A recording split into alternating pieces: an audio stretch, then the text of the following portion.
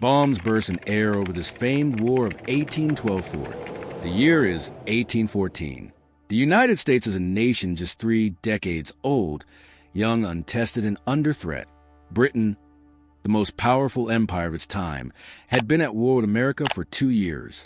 Tensions had reached a breaking point, and in August of 1814, the British made their boldest move yet.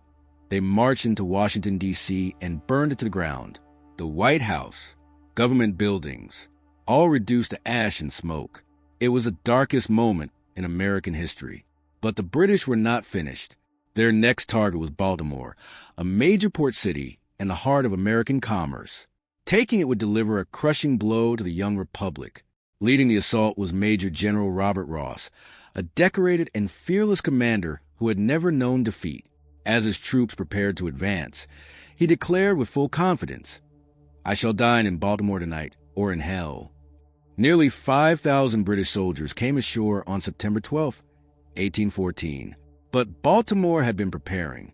General Samuel Smith, a veteran of the Revolutionary War, had spent months fortifying the city, training thousands of soldiers and positioning over 100 cannons behind strong defensive walls. The British advance was stopped. Ross himself was killed by 2 young American militia members before he ever reached the city. With the land assault blocked, Britain turned to its navy. Guarding the entrance to Baltimore Harbor stood Fort McHenry, a star-shaped fortress manned by roughly 1,000 soldiers under Major George Armistead. Before the battle, Armistead had made one special request. He ordered a flag, enormous in size, 30 by 42 feet, sewn by hand by a Baltimore widow named Mary Pickersgill. He wanted the British to see it clearly from harbor. On September 13, 1814, the Royal Navy opened fire. 5 bomb ships hurled over 1,500 explosive shells at the fort.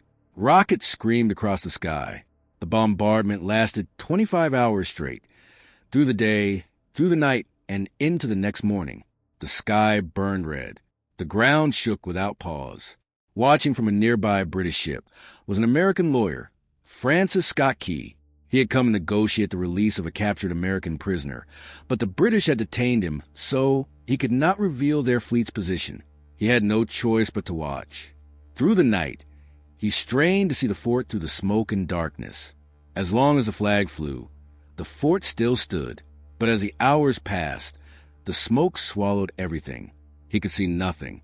Then, at dawn, the smoke began to lift, and there it was, the great flag of Fort McHenry, still flying above the walls. The garrison had survived. Only 4 soldiers had fallen. The British fleet turned and withdrew. In that moment of relief and overwhelming emotion, Francis Scott Key began to write. On the back of a letter, he composed a poem about what he had witnessed.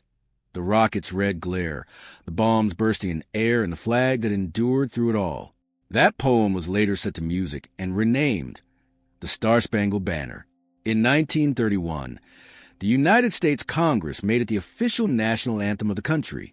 Fort McHenry still stands today, preserved as a national monument. A reminder of the night a young nation refused to fall and gave the world one of history's most enduring symbols of resilience.